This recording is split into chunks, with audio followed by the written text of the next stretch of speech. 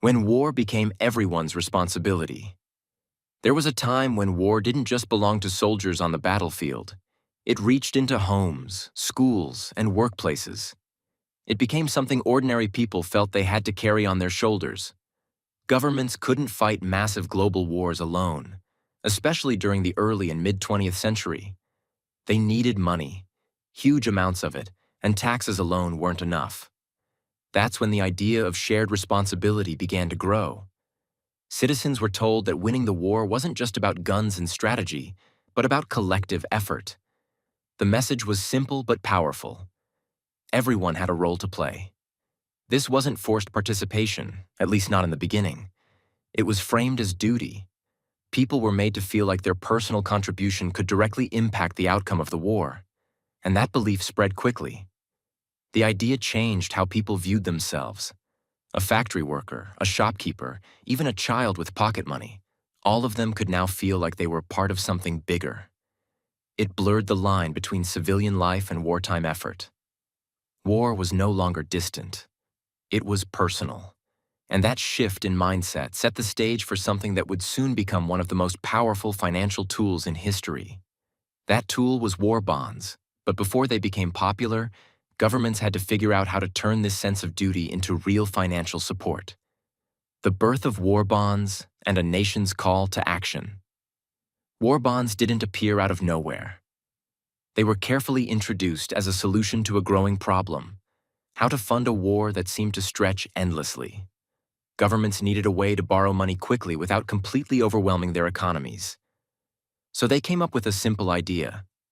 Citizens could lend money to the government by purchasing bonds. In return, the government promised to pay it back later with interest. It sounded less like a sacrifice and more like a smart financial move. But it wasn't just about money. The way war bonds were presented made all the difference. They weren't sold as investments alone. They were framed as a patriotic act. Buying a bond meant supporting soldiers, protecting the nation, and standing up for a cause.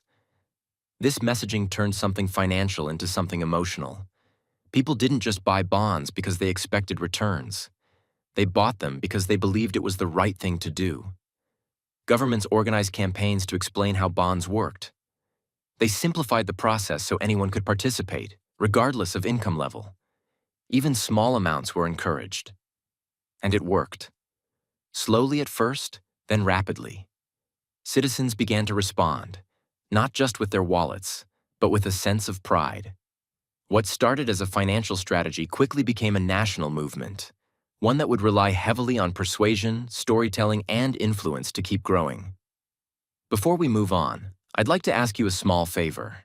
If you're enjoying this content so far, please take a second to like this video and subscribe to the channel. Over 98% of you watch these videos without subscribing. Imagine what we could accomplish if everyone subscribed. We all thank you for your continued support. How governments turned saving money into a patriotic duty. The real genius behind war bonds wasn't just their design. It was how they were sold. Governments understood that people wouldn't part with their money easily unless they felt emotionally connected to the cause. So they reshaped the idea of saving. Instead of keeping money in a bank or spending it on daily comforts, people were encouraged to save for victory. Every dollar set aside wasn't just saved, it was actively contributing to the war effort. This shift made ordinary financial decisions feel meaningful. Buying fewer luxury items, cutting back on entertainment, or delaying personal purchases became acts of patriotism. Campaigns emphasized responsibility. People were reminded that soldiers were risking their lives, so the least citizens could do was support them financially. It created a moral connection between the battlefield and everyday life. Workplaces got involved too.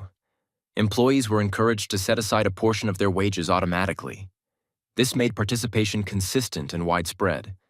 The messaging was subtle but effective. It didn't always demand sacrifice outright. Instead, it gently pushed the idea that contributing financially was simply what a responsible citizen would do. Over time, this turned into a cultural norm. Saving money through war bonds wasn't just encouraged, it became expected. And once that mindset took hold, the next step was making the message even louder, more visible, and impossible to ignore. The Hollywood effect. Celebrities selling the war effort. As war bond campaigns grew, governments realized they needed more than just logic. They needed influence. That's when celebrities stepped in and changed everything. Famous actors, musicians, and public figures became the faces of the campaign. Their involvement brought attention, excitement, and credibility. When people saw someone they admired promoting war bonds, it made the message feel more personal. Hollywood, in particular, played a massive role.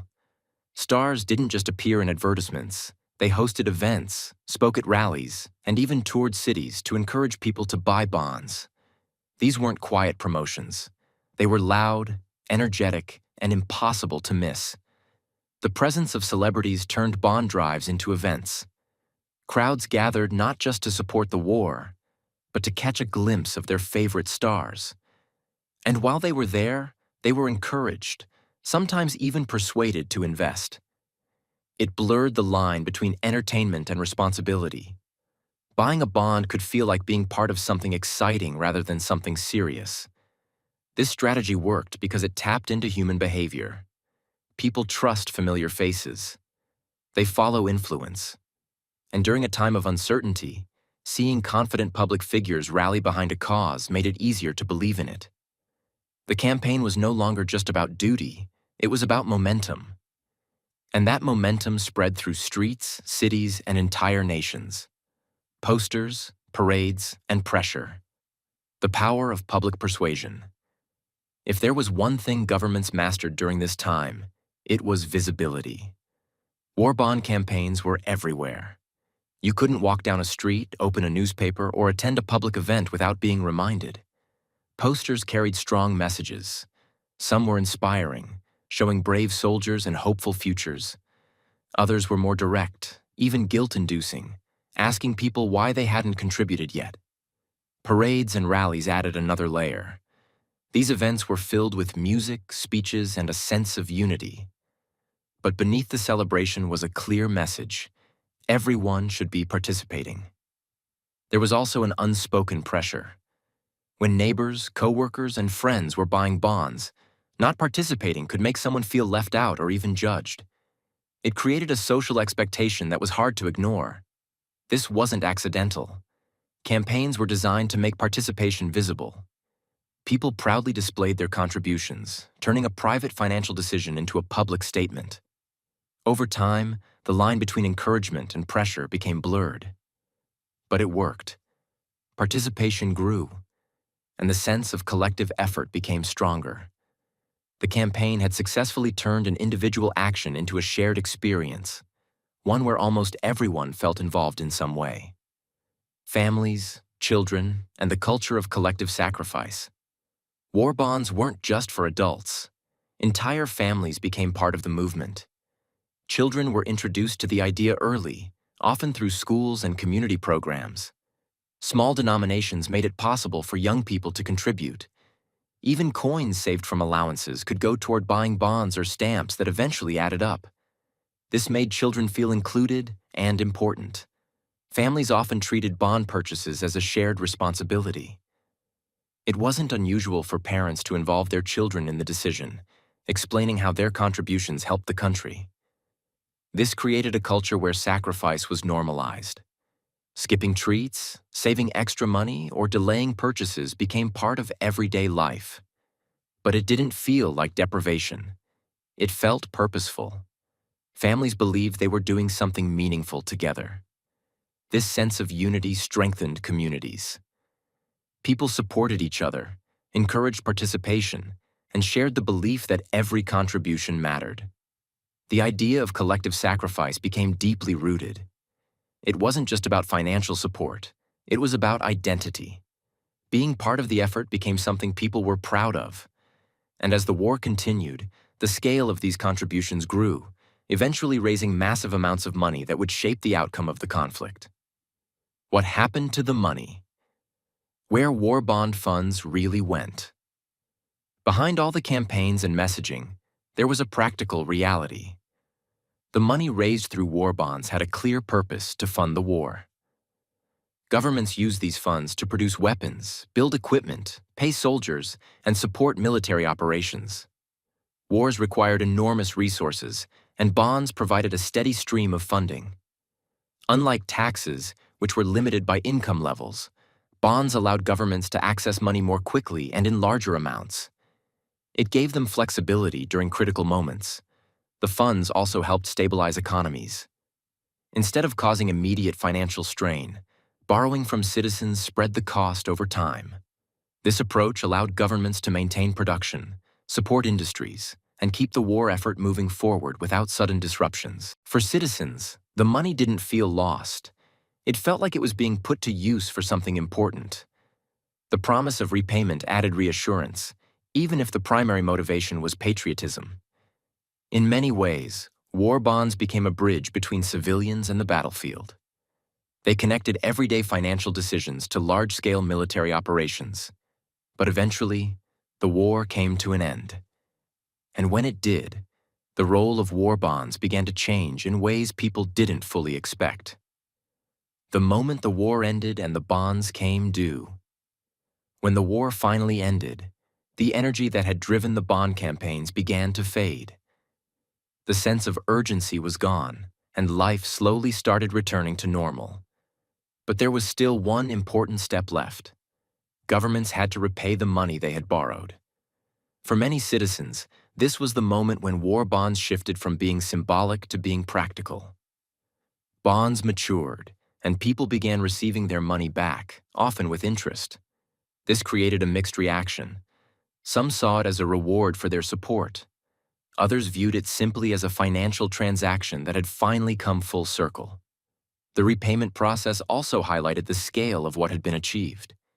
Governments had managed to fund massive wars with the help of ordinary people, and now they were fulfilling their promises. However, the emotional connection that once drove participation was no longer as strong. Without the urgency of war, bonds lost their powerful appeal. What had once been a nationwide movement became just another financial instrument. And as time passed, fewer people felt the same sense of responsibility to participate again in the same way. Why war bonds slowly disappeared from everyday life. After the war, the world began to change. Economies shifted, priorities evolved, and governments found new ways to manage their finances. War bonds didn't disappear overnight, but their prominence declined. Without the emotional drive of wartime urgency, it became harder to encourage widespread participation. People no longer felt the same pressure or sense of duty. Life was moving forward, and financial decisions were once again personal rather than collective. Governments also started relying more on other methods, such as taxes and institutional borrowing. These approaches were more consistent and didn't require large-scale public campaigns. At the same time, consumer culture began to grow. People were encouraged to spend rather than save. The idea of sacrificing personal comfort for a national cause became less common. War bonds, once a symbol of unity and shared effort, slowly became a relic of a different era. They remained part of financial systems in various forms, but the widespread public involvement that defined them during wartime never fully returned. And yet, the concept behind them didn't disappear entirely. It simply evolved into something more modern. From war bonds to modern debt, how governments still borrow today. Even though war bonds are no longer a daily part of life, the idea behind them still exists. Governments still need to borrow money, especially during times of crisis.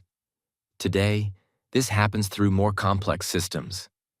Instead of large public campaigns, governments issue bonds that are often bought by banks, institutions, and investors. The process is less visible, but the principle remains the same. Money is borrowed with the promise of repayment over time. What's different is the level of public involvement. Ordinary citizens are no longer at the center of these efforts in the same way they once were. The emotional storytelling, the sense of unity, and the widespread participation have been replaced by quieter, more technical systems. However, the legacy of war bonds still matters. They showed that entire nations could come together, not just in spirit, but financially. They proved that trust between governments and citizens could be turned into something powerful. And while the world has moved on, the story of war bonds remains a reminder of a time when people didn't just watch history unfold, they actively helped fund it. War bonds showed how ordinary people didn't just watch history, they helped fund it. That shared spirit may have faded, but the idea still lives on in how governments borrow today. If you enjoyed watching, don't forget to hit that like and subscribe button and drop us a note in the comments letting us know what you want to see us do next.